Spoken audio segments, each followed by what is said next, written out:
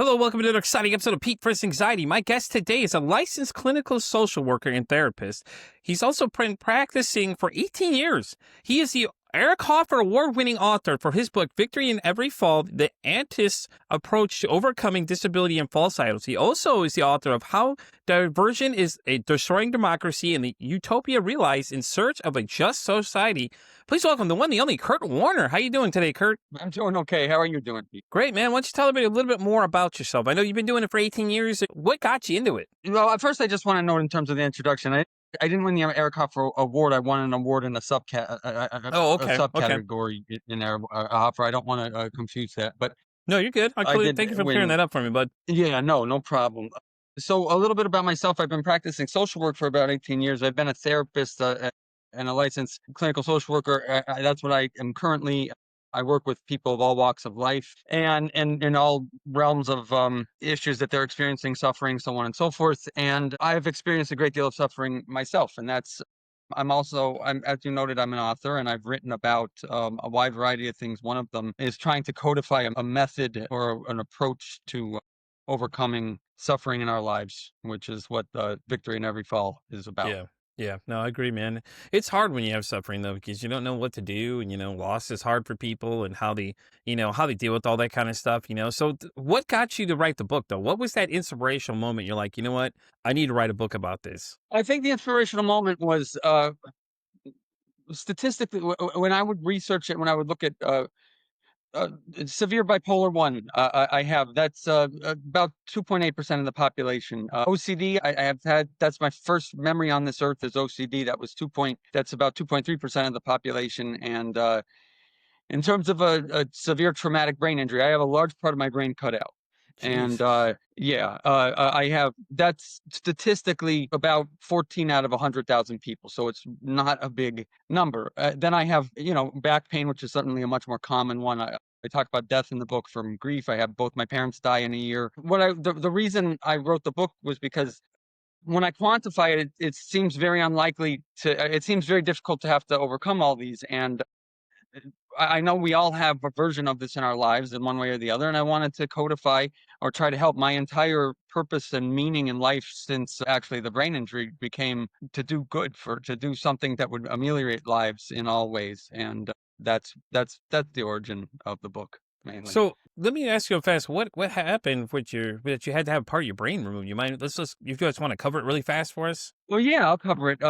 So in a nutshell, I was in my first semester of college. I was hanging out with the wrong group of people. Assault. I had we were at a party. I was assaulted and I was left for dead. My left vertebral artery. My left vertebral artery was broken and I was left. That's one of the four main arteries in the brain, and I was left to. They dragged me on a mat. They left me there, and then all night that vertebral artery bled all over my brain, filling all the meninges and other parts of my brain. I had a coma. I was in grand mal seizures. My left side of my cerebellum got cut out when my dad found me something like 10 hours later. Everybody went home instead of helped me at the time. So there was a lot of trauma from that. They all could have, obviously done something, but nobody did anything. And so I had to relearn how to walk. I had to relearn how to talk. I had to relearn how to function in almost every level. I was given the last rites. I wasn't supposed to be alive and never mind function. I mean, and if I was going to live, it would be very moderately functional. If I was told by one doctor, a box factory, the best you'd ever probably hope for is probably a box factory, something like a very menial type of job or like a sheltered workshop. And Yeah. that was, so that actually gave me fuel to fight even more. That's amazing, Kurt. Let me tell you, man. Look at where you're at now. From where that situation is to now, you're a published author. You're winning awards and categories for well-known awards and things like that too. Look at you go, man. Nothing more than a pure act of God saved you right there, man. Like it was just like your pure human will made you Keep going, man. And all these people trying to tell you you can't. It's not the first time you've heard that though. A lot of authors, Larry Volt's the first one that comes to mind was like that too. They told him he'd be completely paralyzed, but he started moving his finger, and then he started moving his whole hand. Mhm. You know what I mean? And they told him the same thing, like, "Oh, you're gonna be paralyzed the rest of your life." And he's like, "No, I don't think so, man." So that's awesome though. Yeah, no, paradoxically, which is a big part of the concept of the book, it gave me fuel. Hearing that made me fight a lot harder than "You're not gonna tell me what I'm gonna be." It Exactly. became, and I'm not saying there were many of the doctors were absolutely wonderful. I'm not suggesting it, but that I did hear that. It's just a possibility of things. You never know when it comes to those things, what can happen or the outcome. They're just telling you worst case scenario. A lot of times, like, let me be real with you. I don't know what's going to happen for me. You may not be able to do anything anymore, but you had to relearn how to walk, talk, all these things. Dude, that's amazing. Well, and on the traumatic brain injury note, so the cerebellum governs balance and coordination. So I had none after and that's where the rewalking. It was sort of I was spinning in the way that an inebriated person for the Oh, okay. common person to understand. The drunk, it was like spinning like that because that's what, and they slur their words. The cerebellum governs the muscles of the mouth. So speech therapy, there were all kinds of things like that. If I tried to grab a cup that was in front of me, I would grab over here. Like I had no ability. I played sports all my life. When I tried to swing a bat at a ball, no way I could hit it in the beginning. Now I can, but it took that relearning and falling down endlessly to do it. Yeah. Oh, I believe it, man. That's just holy crap, dude. Your life's like a movie almost. You think about it, that scene, that inspirational scene where you can't walk, and then it's like you start learning how to walk and you start achieving these small little tasks. And look at you now, man. You're just still thriving. You're just killing it now. You got a couple books published.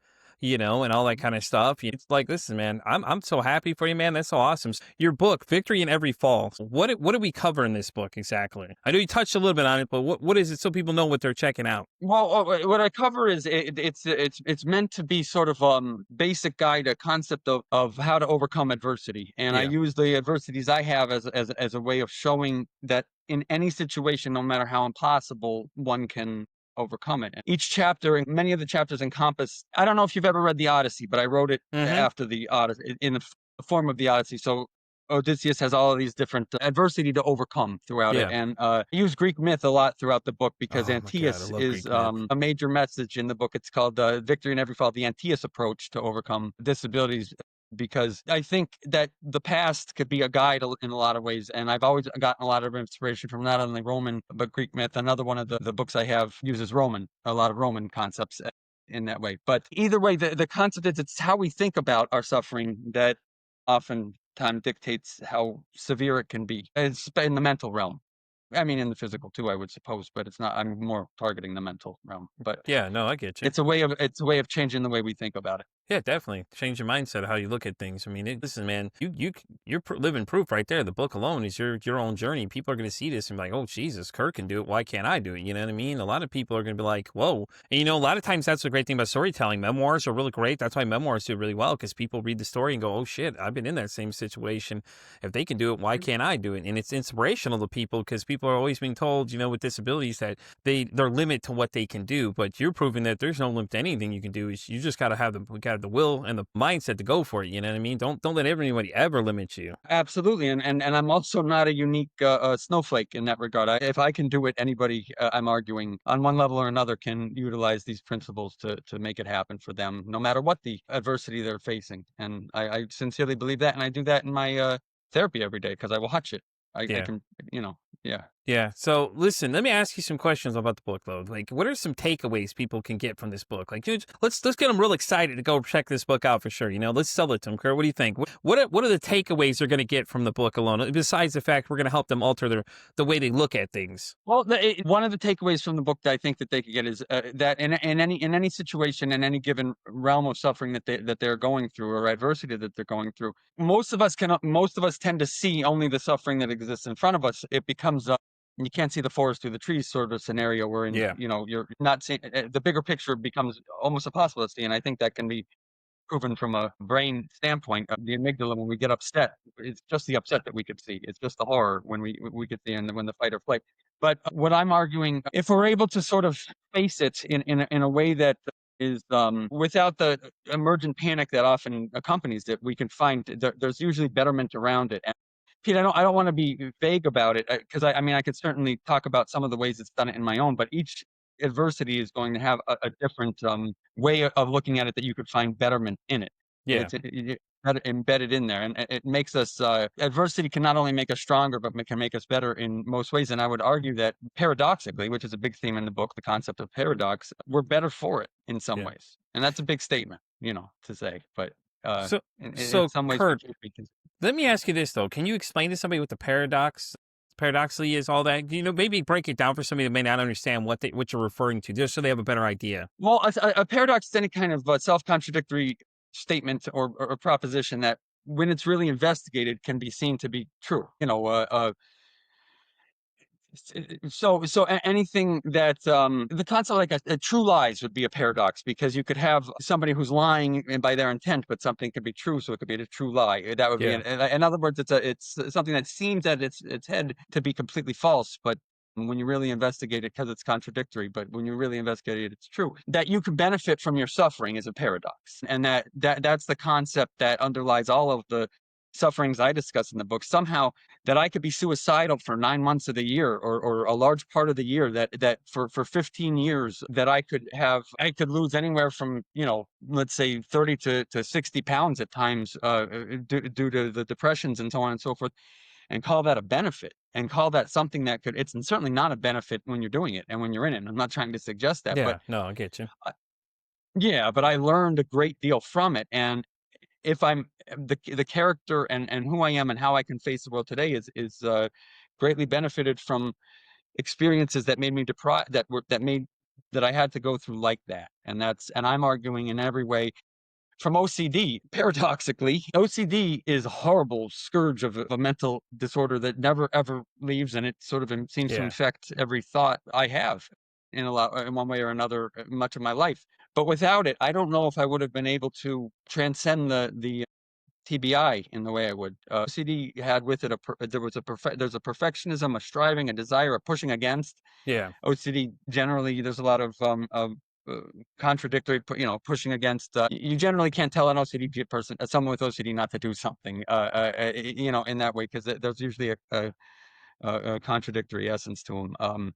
Or at least to me, I won't speak to everybody. Yeah. In that way, yeah. But that exactness, that it also, OCD helps me rebel against unjust authority constantly, because it's Yeah. always telling me something that's just that's not true. And I talk about that doctor, uh, unjust authority, and I'm not going to listen to, you're not going to tell me I'm not going to get better. Right. Tell them.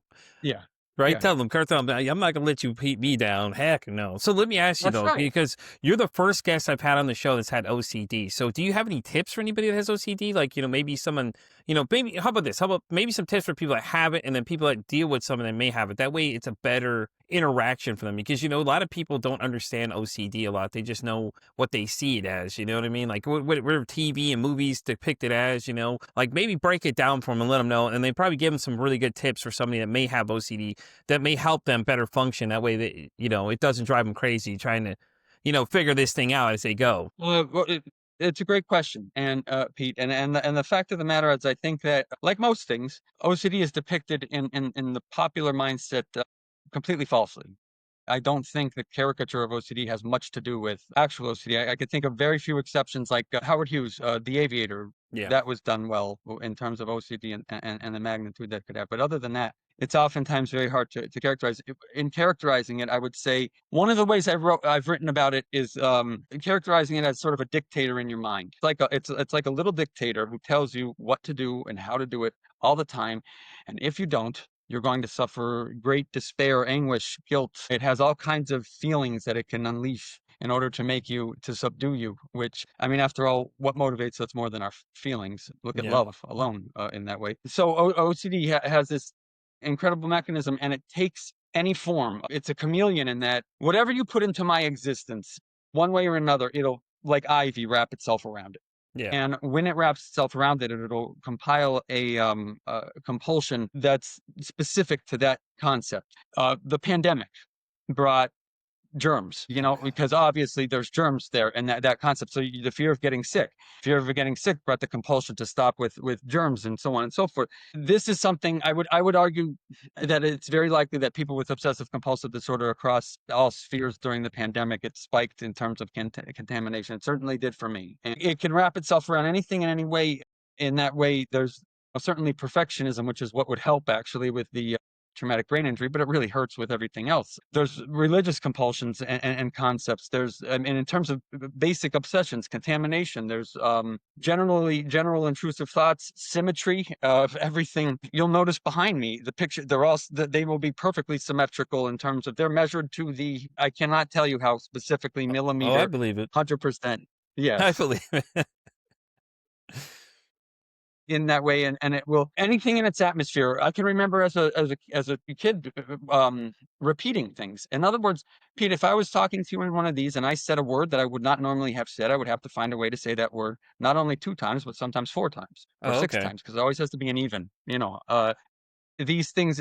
But all I'm trying to suggest, another one that's big is hoarding, not getting rid of things. Can't Yeah, because yeah. you feel like, yeah.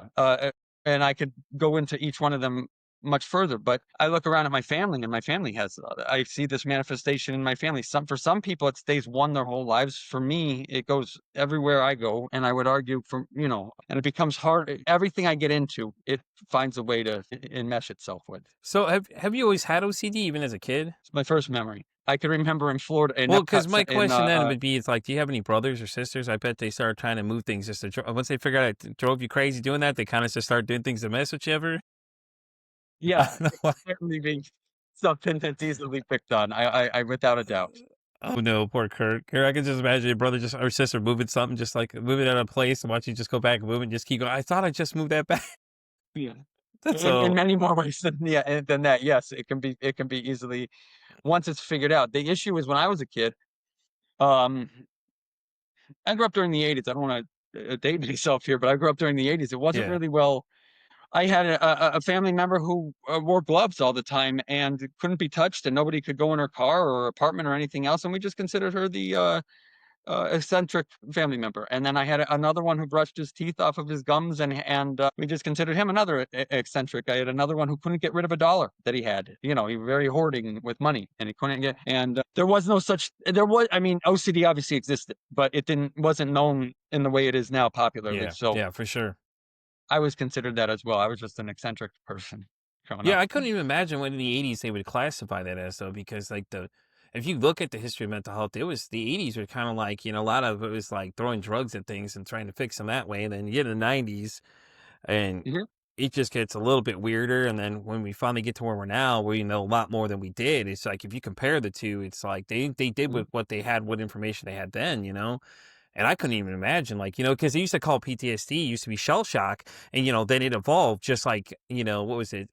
Multiple personality disorders evolved too to DID now instead of just saying multiple personalities, and things like that too. So it's always interesting to look back and see what it was like then versus now because people, don't realize how good they have it now. But if you look back then when, in the 80s and everything, like look at what they didn't know anything, man. Like they were just still trying to figure a lot of this stuff out back then. You're exactly right, and like you say with DID or anything that with a lot of disorders, it was certainly like that, and it's evolved in a much more compassionate and understanding way, and I'm certainly very grateful for that. But I didn't even tell anyone I had until I couldn't take it anymore because I didn't that this was going on until I couldn't take it because I thought everybody went through it for a long time. My first psychiatrist visit was when I was 18 years old. Yeah, so all throughout that grew up mostly during the 90s, but I was a kid in the 80s. And as these things, I just knew that if I stepped on a crack at Epcot Center in Florida, I was 5 years old. This was 87 or 88 or something like that. And I just knew if I stepped on a crack, my mom would die. And that was enough for me to never step on a crack. My mom and dad, it took them hostage, took everything hostage, still does. I believe it. I believe it though. Yeah. You could tell, when you were mentioning it, because it's like, then your fear of stepping in the cracks, your fear it's going to kill your mom. Because I've had somebody on the show, she said there was a jacket on the back of her door. She freaked out. She's like, I'm not going to move it because if it did, it would kill my kid. And I was like, huh? And it was my first experience with that on the show when someone had started mentioning that. I was like, that's kind of interesting to hear, because she was obsessed with it. She's like, I sit in bed and look at the back of the door. I'm looking at that jacket the whole time. And I'm like, okay. And it was like early on, it was just like I've had so many interesting conversations. Like the first season of the show, I did like 200 different interviews. In all those Mhm. 200 interviews, I've had some interesting conversations. That was one of the things that stuck out to me was like when you started mentioning the cracks, because that's the first thing I thought of. Because she was like, "Yeah, I was staring at the jacket. And I was afraid if I took the jacket off the door, that it'd kill my kid or something." I'm like, okay, it's like, all right, well, these are things people deal with though, and it's to bring to light that these are some of the things that people don't realize that people struggle with when it comes to OCD like that. Mhm. And I would argue, I mean, I don't know her stance in particular, or the whole story, but when that jacket's on the door, when anything's not in place in my, there's this flood of a feeling that gives you this signal that Hmm. something is going to happen that is not logically based. There's no logical connection whatsoever, Right. and the task becomes to start to recognize that and overcome it despite the feeling, which is overwhelming because the feeling persists. It doesn't. I mean, it doesn't back down unless it's pushed down and knocked down over and over, and that's what I learned to do: disobey it constantly. And that's why I say, in terms of the rebelling against unjust authority, that is something that I'm very grateful for, because I think it's merited in terms of all things Yeah. to do so. So, Kurt, let me ask you, what do you specialize in? Sometimes when people are looking for, psychiatrists and different people, like, what are your areas of expertise that you would say you cover the most? I would say the area of expertise that I would cover the most. I mean, obviously, you have obsessive compulsive OCD, bipolar, and certainly TBI. But I would argue any existential issue. I love existential literature. I love philosophy. I love Kierkegaard, Sartre, Camus, and anybody who is experiencing doubts of what their purpose is on this earth, or meaning, and what they want to make themselves, concepts of identity. I relish all of these. I love working with anyone I've toward that end. I find them all very enthralling, I'll say. Yeah. Oh, I believe it. Trust me. That's the same way I am too. When I pick people for the show, I'm always looking for the most interesting things I can find out because I'm like, what's the takeaway I get from this? Well, I can learn new things as I go, and the engaging conversations you have with people, it's great, And I get emails all the time for people to be on this show all the time, and I got an inbox full of them I actually still have to go through. But, it's so interesting because you're looking for, different things to kind of highlight and learn as I go. So it's great when I get to engage in conversations with people, the authors especially, man, because like the steps it takes to write these books, some of these people are like, oh, I've worked on it for 10 years. And I'm like, oh God, like I'm planning to write my own memoir. I think I changed the title. It was going to be Voice of the Voiceless. Now it's going to be like, or we know what it's going to be, man, this feels like high school is what the title's going to be. I thought it'd just be hilarious. Me and somebody else had a conversation and that came up as a conversation. I was like, yeah, this just feels like too much like high school. You know what I mean? And we were referencing like social media and things like that too, in and with that being said, social media, I feel like there's a lot of misinformation that goes on out there, man. Like too much, especially when you mention COVID though too. I could not even believe what it would be like for you, man, because you're getting all this different information coming in, and you're like, well, what the hell am I supposed to believe at this point? I'm gonna walk around in a damn bubble. I could almost see you being walking around in a bubble at some point. No, Not to make fun of it, but I'm saying, like, I could see that though with your OCD, you'd be freaking out because you didn't know what to believe. well, you're exactly right, because of the misinformation and everything else, and social media blasting that all, you didn't know what to believe, and you didn't know where it could come from. So you started to protect yourself. Now, I had that sort of contamination issue when I was young, and I didn't have it for most of my life then after that. I can remember when I was a kid, there was a lot of germ issues in that way. And then I was able to cognitively process it and get past it, which is what, I've learned to do with all of them. And then this came, and most of them have a legitimate impetus Yeah, to start it going. And then that legitimate impetus becomes this ridiculous, in touch with reality type of notion. That concept of germs and how you get it, and it was the uncertainty around it that made it so that, since I don't know how to get it, anything could be infected. yeah. And I and could. before it became, so yeah, yeah, I that just was feel the like you'd issue. be in public, somebody coughing, and you just start freaking out. Like, Mhm.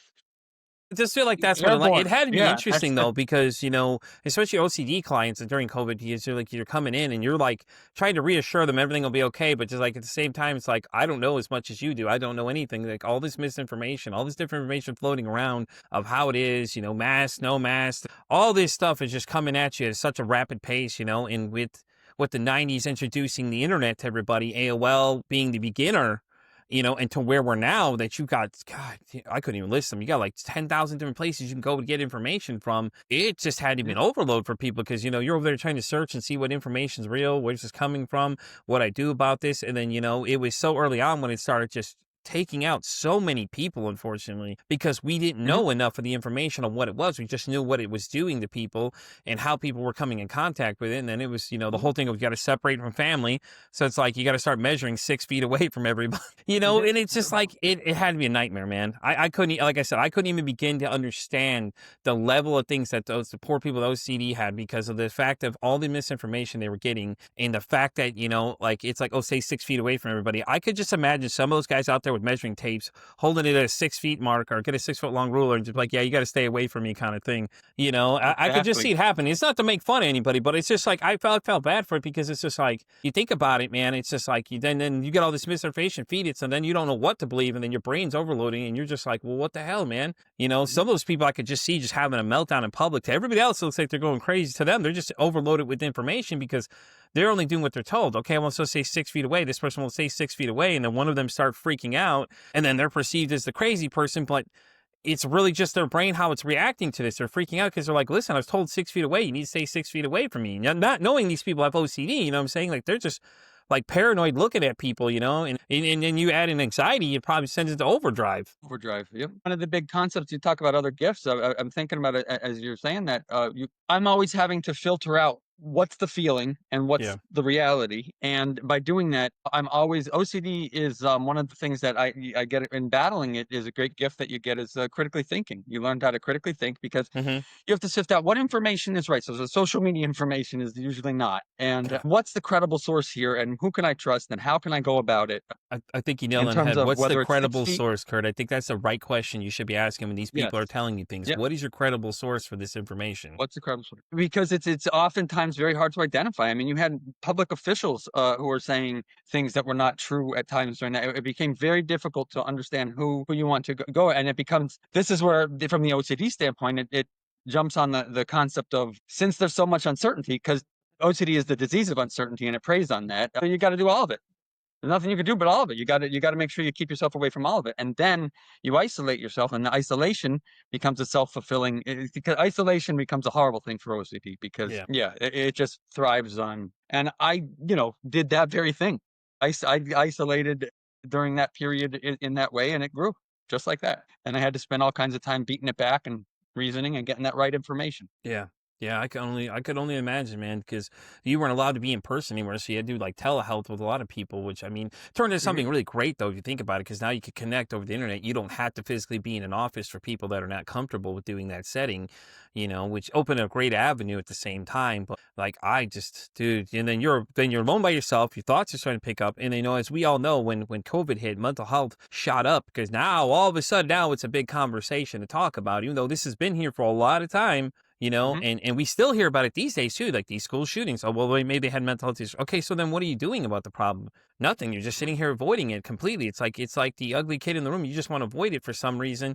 You just don't want to talk about it. I don't know what people are so worried about it. I feel like a lot of people, it should be like going to the doctor, basically, just something normal that we all talk about. But it's like it's not. It's Mhm. insane. It's crazy how much people don't talk about it. Then all these people, like all these awareness months. Okay, this is the thing that pisses me off with these awareness months. Like I love the fact we're bringing light to these things, but these videos of these people just dropping these things in there, and then it's like, okay, the month's over, so we're done talking about it. No, see, it doesn't end there. With last month being Suicide Awareness Month, I did a whole series of videos on suicide awareness with one woman and I had a real interesting conversation. But it's just so funny because once you mention those words, people start panicking. Oh God, Godzilla's gonna crush.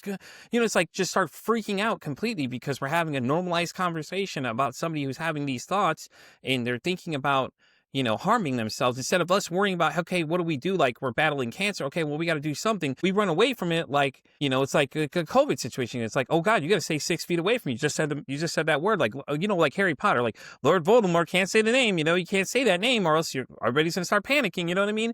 It just doesn't make any sense why it's so hard to normalize these things. And then as men, us having this conversation, we're already winning the battle because we don't even talk about it at this point. Like we're losing 80% of men to suicide. And it's like, okay, so what is it going to take? 81, 82% of it to be that number for you to finally stop and say something like, hey, listen, maybe we should start talking about this more often, have more regular conversations, and It's crazy because I've had guests on before that've had the same thing. They were talking about, they had a group of 6 friends and he said, I said something, and then everybody else started unloading it together. It's like they're waiting for that one person to say it so everybody can just start dumping it all together. Like, oh yeah, man, I'm right there with you, And it's like, well, what is that going to be at this point? And it's the most frustrating thing ever. It's because, it doesn't matter if you're rich, you're famous, doesn't mean you're poor, whatever. It takes everybody. It doesn't care. It doesn't have a choice. Doesn't like certain people. It just likes everybody. And it's the scary thing that's going on. And it's like, what are we telling our younger men though too in this conversation as well? It's like we're afraid to talk about these things. Why? Because we're losing 80%, 50% of the population is men. Like, let's look at the numbers statistically. Like, you're looking at the numbers, like, out of 5 friends, possibly 4 of them are coming. You're going to lose 4 of them right there. You don't know. That 4th one's an optional one, but 3 of them at least aren't going to be there for the rest of the conversation.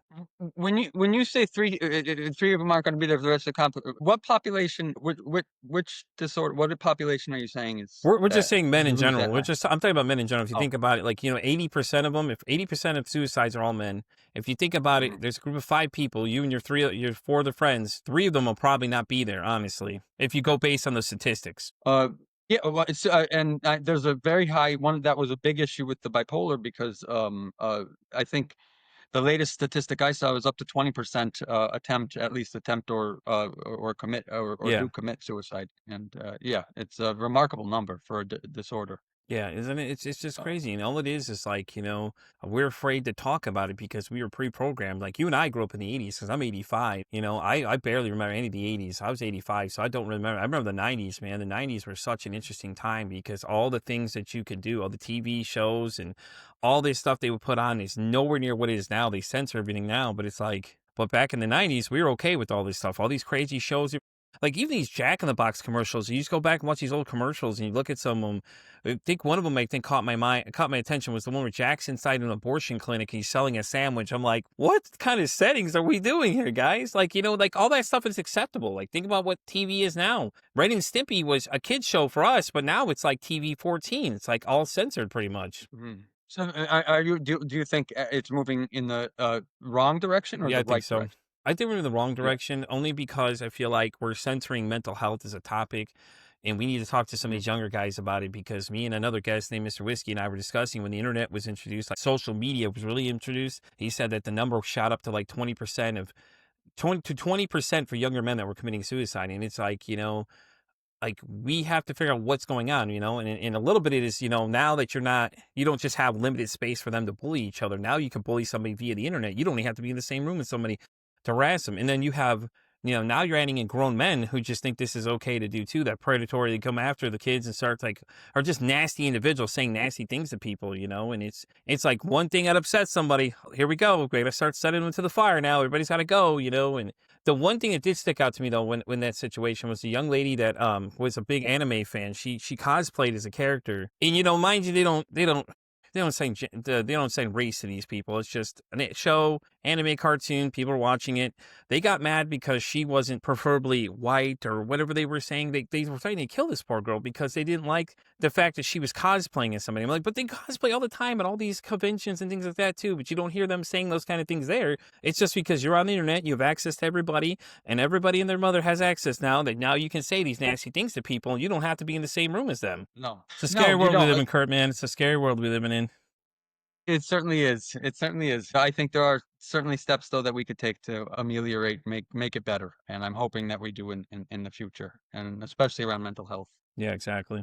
Well, Kurt, we're getting close to the part of my show where we normally ask the questions. I have 2 questions to ask everybody, okay? So the first one is credit to my good friend Gretchen from the shit that goes on in her head. So, Kurt, if your mental health had a song, what would it be? Everybody loves this question, by the way. This one gets a lot of responses. People are like, yes, I love this. I'm gonna have to go with my favorite band, the End by the Doors. That There you would go. be Okay. yeah. I like it. I Because like it, man. it Yeah. yeah, it's a sort of a meditation on, ending, the end of pain, the end of suffering, the end of and well, we'll just leave it at that. So, Yeah. the end. No, I get you. No, it's a great It's an song, though, man. interesting Like I said, question. it is an interesting Yeah, question, though, because the responses you get it's just hilarious. Everybody does the same thing. How does that? Like, damn, that's a good question. All right. it is, So, it's, the one other I think question I about a have to lot. ask you, and the reason this whole podcast exists, if you could break the stigma about mental health, I'm talking anything you see on a daily basis, you just look at and go, yeah, that's not right. What would you say?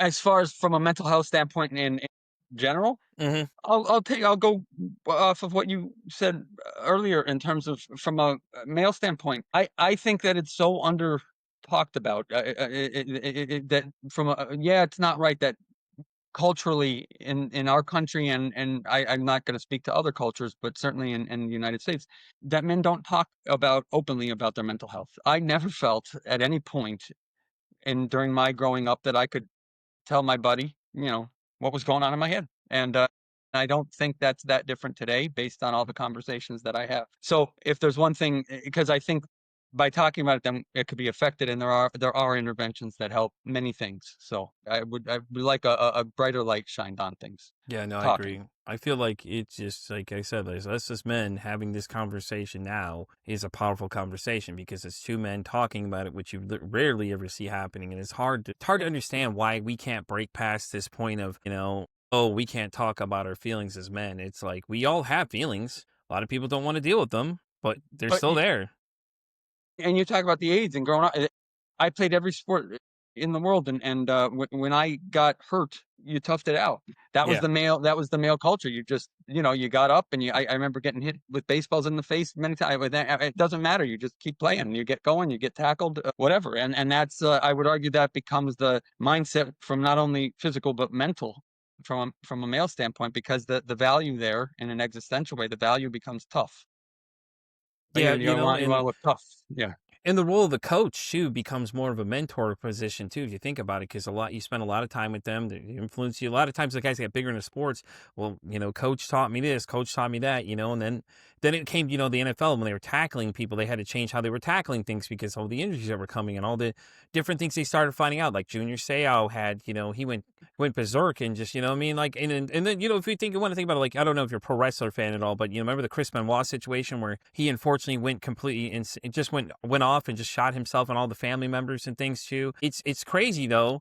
Because everybody talks about it for a very brief moment, then they're like, "Oh, well, we don't want to talk about it." Why? Why don't you want to talk about this situation? This happened. This is something that needs to be addressed. Like, why did he go? What happened? That the situation is why did he choose to do this? And all these things that they deal with, and then if you bring in all the other things, like some of those guys, we're doing steroids and all this other stuff, all these roids, and everything else started playing factors in everything they were doing because, in that area, it's like, it's an image thing. Like, you got to present these images. And then same thing when you say about baseball players, football players, same thing. Like, you see some of these guys get hit and oh my God, dude, you could hear them get hit, like the noises. And it's like, oh, that hurts, man. That's not a light tap. You watch these people get laid out. It's not fun.